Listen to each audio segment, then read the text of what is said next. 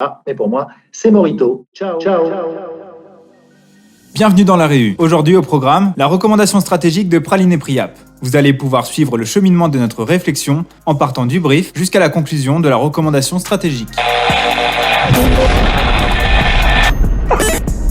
Ok, cette semaine on va devoir être productif et créatif. Praline et Priap veut communiquer à grande échelle en tant qu'e-commerce érotique en sachant qu'elle fait face à la censure. Elle ne peut pas sponsoriser des publications avec des contenus inappropriés sur les réseaux sociaux. Donc elle souhaite faire une stratégie digitale mais surtout originale, qui lui permet de contourner les restrictions. Cette campagne doit être réalisée pour fin septembre, début octobre, avec un budget entre 5 000 et 10 000 euros. Ce qu'elle recherche, c'est quelque chose qui fasse du bruit, un buzz marketing, qui démarquera la marque en restant ancrée dans sa façon d'être en utilisant l'humour, le chic, le décalé. On nous a demandé de nous lâcher, d'être créatifs et drôles pour briser les tabous. C'est parti pour la recommandation stratégique de la Réu. Alex, t'as quoi d'intéressant à ajouter sur le marché ? Première donnée impactante, 25% des écoles ne mettent pas en place de cours d'éducation sexuelle, ce qui crée un grand manque de connaissance du corps, que ce soit le nôtre ou celui de notre partenaire. En fait, je savais même pas que c'était mon clitoris que je touchais. Ces lacunes sur la sexualité en France sont dues au fait que les individus évoluent dans une société où les préjugés et la pornographie sont fortement présents. D'ailleurs, 48% des jeunes feraient moins l'amour qu'avant en raison du stress, de la pornographie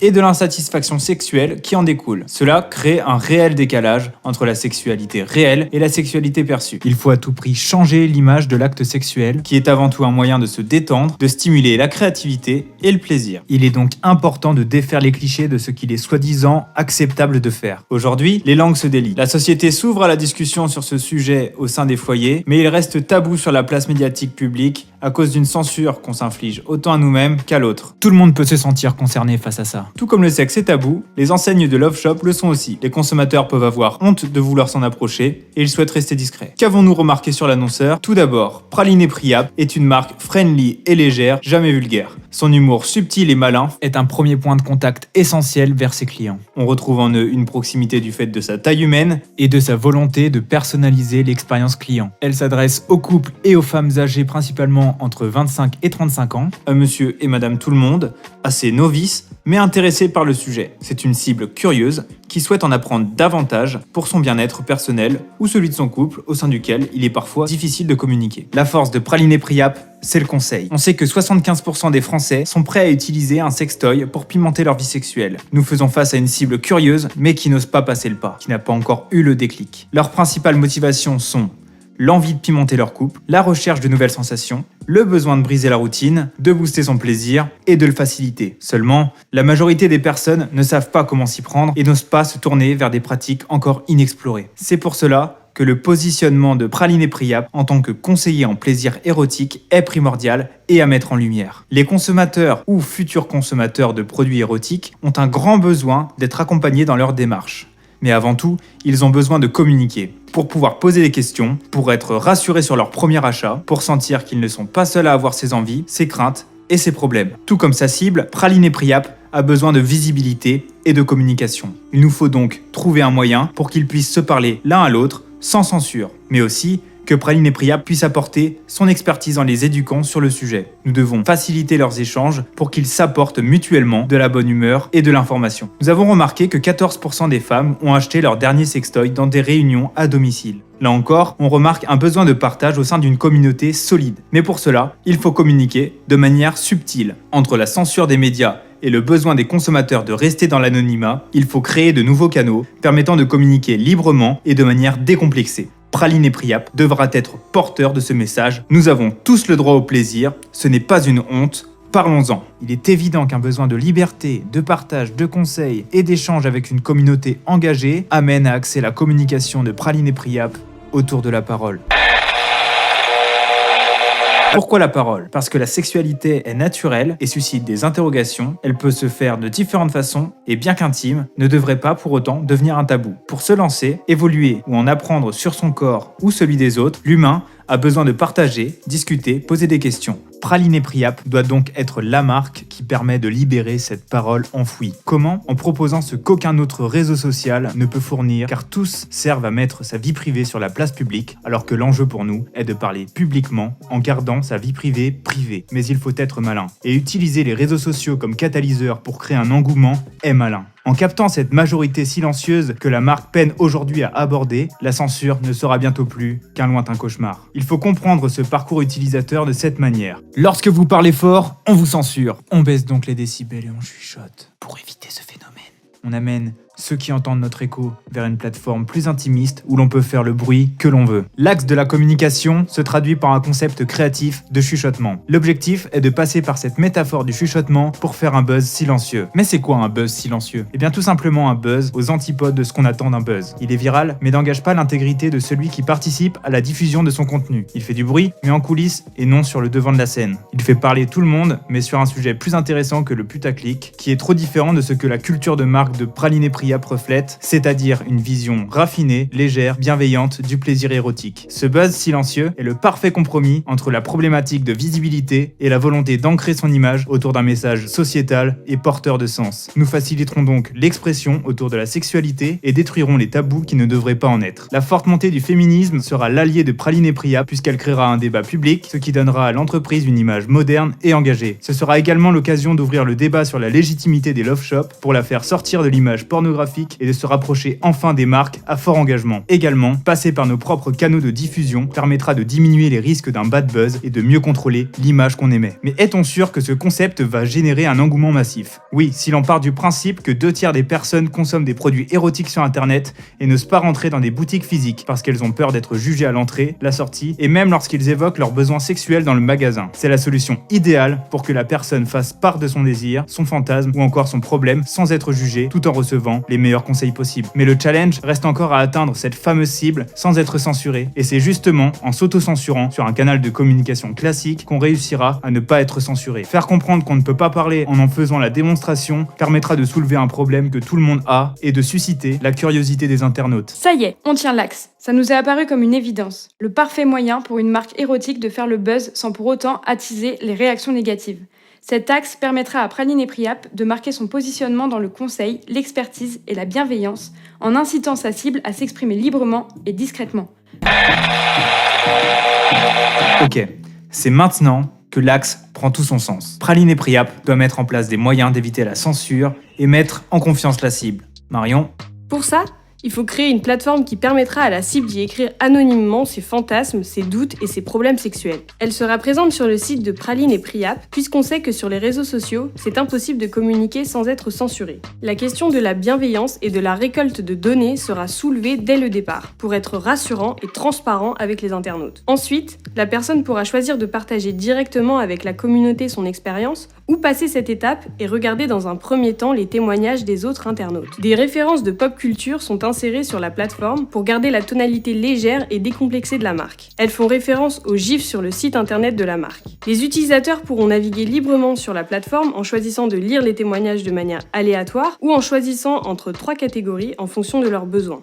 Désir, crainte et problème. Ce sera à Praline & Priap de ranger chaque témoignage dans les 3 catégories en back-office. Enfin, les internautes pourront réagir à ces témoignages grâce à des emojis rigolos et attachants pour créer une réelle communauté. Pour les désirs, il y aura 4 types de réactions. Excitant, attesté, créatif ou déjà fait. Pour les craintes, il y en aura 2. T'es pas solo et t'inquiète, ça passe. Ainsi que 2 également pour les problèmes, c'est pas grave et t'es pas solo. Des tops seront générés grâce aux interactions pour le côté ludique. Cette plateforme aura pour but de déculpabiliser la cible de Praline & Priap, de la rassurer et de lui montrer qu'elle n'est pas seule. Ils pourront ainsi se soutenir ensemble et rester dans l'anonymat. Il est aussi possible d'accéder au site internet de Praline & Priap. Mais ce n'est pas tout. Les catégories permettront par la suite à Praline & Priap de répondre aux grands thèmes abordés par les internautes. Il nous faut maintenant une solution pour créer de l'interaction avec les différents grands thèmes, tout en capitalisant sur le contenu qu'elle récolte. Léa ? Praline & Priap lancera sa chaîne de podcast. Il sera disponible sur Spotify, Deezer, Apple Music, SoundCloud, Castbox et Audible. D'après les membres de Midroll, 63% de leurs auditeurs ont acheté un produit ou un service après en avoir entendu parler dans l'un des épisodes de leur podcast. Et grâce à la plateforme, la marque saura exactement les sujets auxquels la cible semble s'intéresser. Chaque semaine, Praline & Priap sort un podcast sur leur plateforme S'exprimer. Elle aborde des thèmes sur la sexualité de manière légère, tout en répondant aux questions qu'on se pose à travers une réelle expertise. Ce podcast permet à Praline & Priap de pousser sa cible à passer à l'acte et de les accompagner dans leurs envies sexuelles. Il permet également de mettre en avant certaines idées d'objets à utiliser dans des situations particulières. L'atout du podcast, c'est son format intimiste qui permet de lever sa voix, surtout quand on sait que 40% 43% ont entre 15 et 34 ans et 41% sont des CSP+.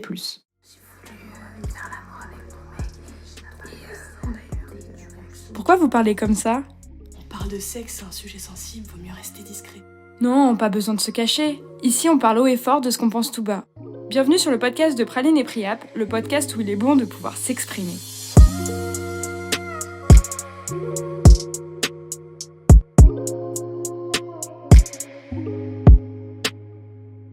Que va-t-on penser de moi ? Suis-je prête à partager mon couple ? Et si l'un d'entre nous s'ennuyait ? Est-ce normal d'être attiré par ça ? Comme on le dit souvent, plus on est de fous, plus on rit. Aujourd'hui, 18% des Français ont déjà tenté le plan A3. Pourtant, ils sont 29% à rêver secrètement qu'un beau jour, une nouvelle personne vienne se faufiler dans leur lit. Cette pratique peu conventionnelle n'a rien de honteuse et peut aisément être mise en place. Aujourd'hui, nous accueillons Alexandra Hubin, spécialiste en sexologie positive, petite luxure, illustrateur spécialisé dans l'érotisme, et le docteur Philippe Breneau pour papoter autour de ce sujet et vous donner un petit coup de rein.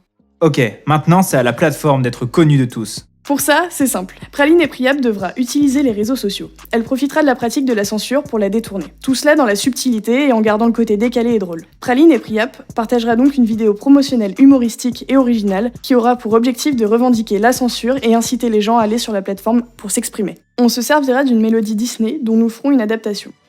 Oui, vous voyez de laquelle on parle.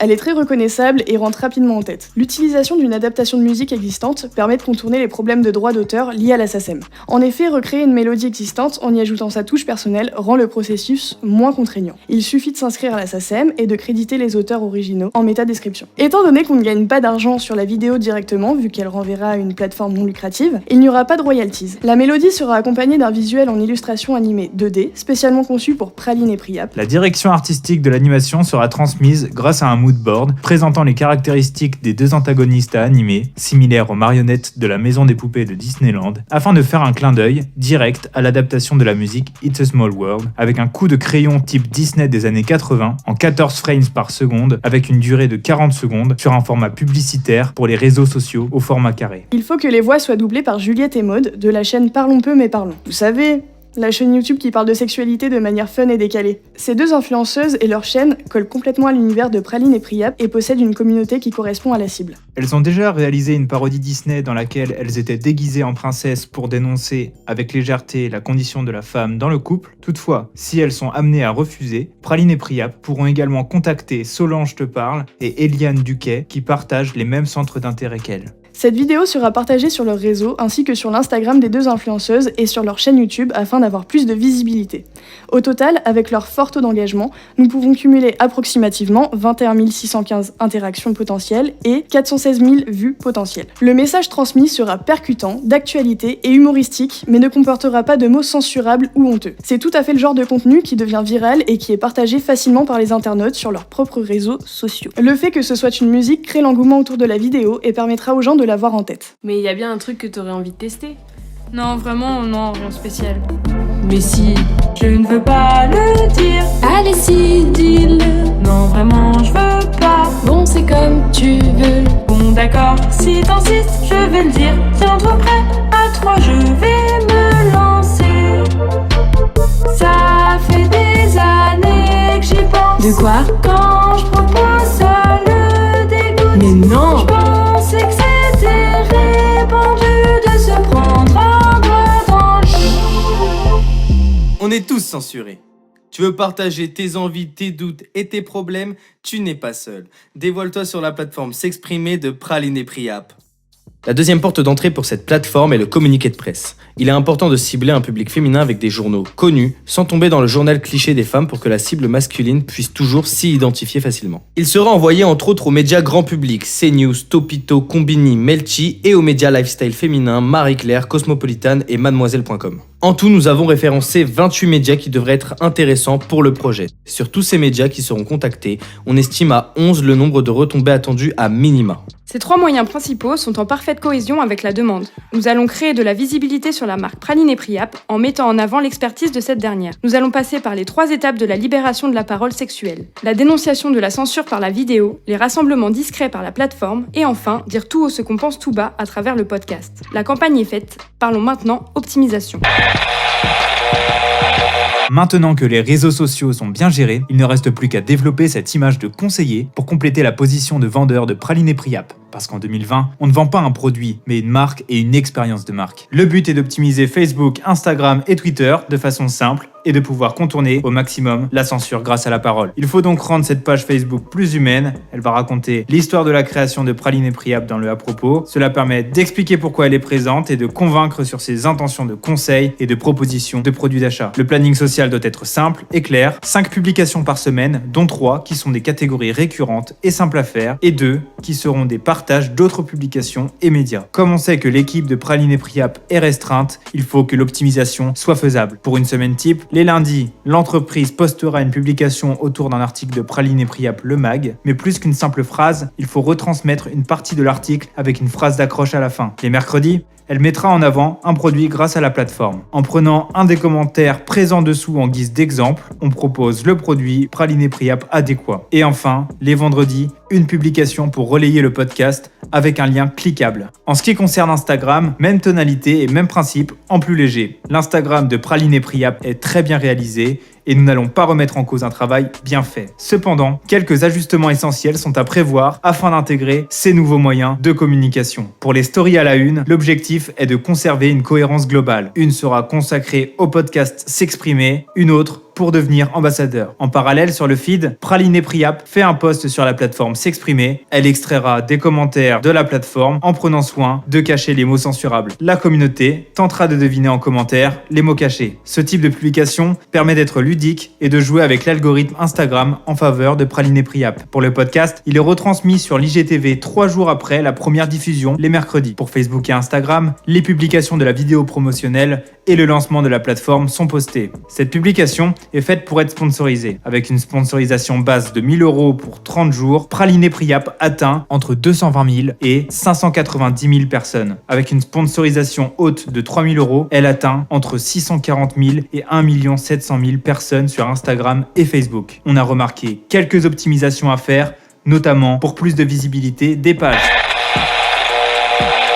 L'opération débutera la 3e semaine de septembre. La création de 10 podcasts se fera en amont à partir de juin, de sorte à ce qu'un épisode soit déjà sorti avant le lancement de la plateforme S'exprimer. Cela permettra aux visiteurs de la plateforme d'avoir directement accès à un podcast. Par la suite, un podcast par semaine sera publié à heure et jour fixe pendant le premier mois de la campagne, puis un podcast toutes les 2 semaines pour ne pas surcharger le faible effectif chez Praline et Priap. Toutes les informations techniques concernant la réalisation de la plateforme S'exprimer seront transmises à Maxime Louchard en UIKit 4 mois avant le lancement de la campagne dans un souci d'organisation. En parallèle, le brief de l'animation en 2D sera transmis à un freelance environ 3 mois avant le lancement de la campagne. Cela permettra d'avoir un travail qualitatif à moindre coût et de pouvoir s'arranger facilement si besoin. Le communiqué de presse sera envoyé aux différents médias 1 semaine avant le lancement de la plateforme et de la vidéo promotionnelle, de sorte à ce qu'ils puissent communiquer dessus au moment adéquat. Pour le budget, nous avons prévu une estimation haute de 7 550 € et une estimation basse de 5 550 €. La différence se trouve dans le coût de la sponsorisation de la vidéo sur les réseaux sociaux et le nombre de personnes touchées. Vous pourrez retrouver le planning et le budget détaillé dans la recommandation écrite. Merci de nous avoir écoutés, c'était l'agence La Réu.